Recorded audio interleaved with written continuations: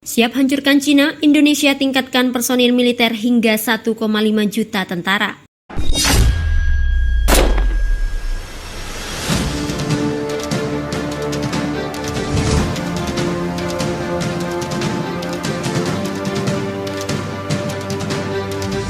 Indonesia dikabarkan akan meningkatkan jumlah personil militer setelah sebelumnya mengirimkan 200.000 tentara menjadi 1,5 juta dikirim ke medan perang di Cina. Menteri Pertahanan Indonesia mengatakan 1,5 juta anggota militer mencakup 695.000 yang dimiliki TNI ditarik dari Malaysia telah bergabung kembali akan siap sebagai serangan penghabisan untuk menghancurkan Cina. Menhan mengumumkan rencana penambahan pasukan besar adalah untuk membentuk unit militer baru bersama Rusia dan Iran. Langkah ini bertujuan untuk mengimbangi rencana Amerika Serikat yang akan mengajak negara barat dan NATO melawan Indonesia. Sebelumnya juga telah dikabarkan bahwa pasukan TNI yang mengejar musuh hampir berhasil mengepung pasukan Tiongkok. Singapura yang mengirimkan sejumlah pasukan dan senjata menghadang pengejaran TNI di garis depan dalam pertemuan dengan pejabat tinggi militer. Jokowi menggambarkan pertemuan di Laut Cina Selatan sebagai sebuah tragedi. Pusat komando yang memerintahkan mobilisasi 300 tentara cadangan itu memperkuat pasukan ini di Cina, mengatakan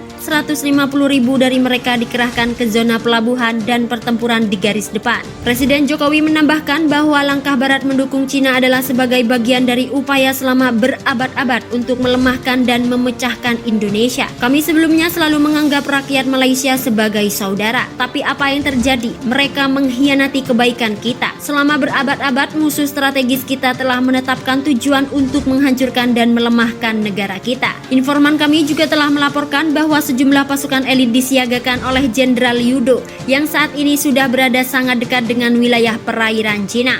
Hanya beberapa saat setelah Jokowi mengumumkan hal tersebut, Komandan Brigadi Tim bertemu dengan Resimen Infanteri ke-502 menyatakan kesiapan pasukan masuk ke medan tempur Cina Indonesia. Diungkap Panglima TNI unit militer tambahan Indonesia sengaja ditempatkan di sejumlah wilayah yang dirahasiakan. Selain itu, pasukan ini juga mengumumkan dan mengumpulkan data intelijen dan memantau pasukan militer Cina di sekitar pelabuhan. Strategi pertahanan Indonesia di tengah gempuran Cina dan Amerika Serikat sudah beberapa hari Amerika Serikat dan Cina melancarkan serangan kejut kepada TNI. Kendati demikian, hingga saat ini Amerika Serikat dan Cina belum dapat menguasai medan pertempuran dan TNI masih terus memberikan perlawanan. Walaupun kalah jumlah, di hampir setiap sisi tank pasukan pesawat terbang pasukan TNI yang dibantu pasukan Dayak telah menahan militer Amerika Serikat dan Cina di banyak tempat. TNI memang sudah kehilangan kemenangan atas bagian wilayah timur, sekitar yang sudah diduduki TNI dan sekutu. Gelombang peperangan memang masih bisa berbalik melawan TNI. Pasukannya kian berkurang, rudal anti-tank dan anti-pesawat. Banyak pasukan reguler Malaysia yang paling berpengalaman di timur negara itu beresiko dikepung dan dengan seperempat pasukan Dayak masih terus memberikan perlawanan. Namun terlepas dari faktor tersebut,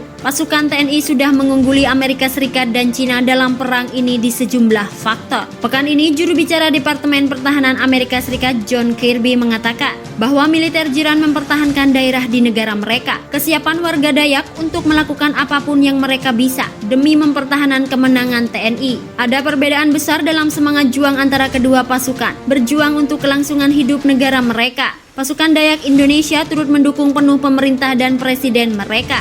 Beginilah cara orang berjuang untuk eksistensi mereka, kata Tom Fox, ex-perwira Angkatan Darat Inggris. Dalam prakteknya, perlawanan Dayak telah membuat pasukan TNI dan sekutu leluasa bertempur di garis depan.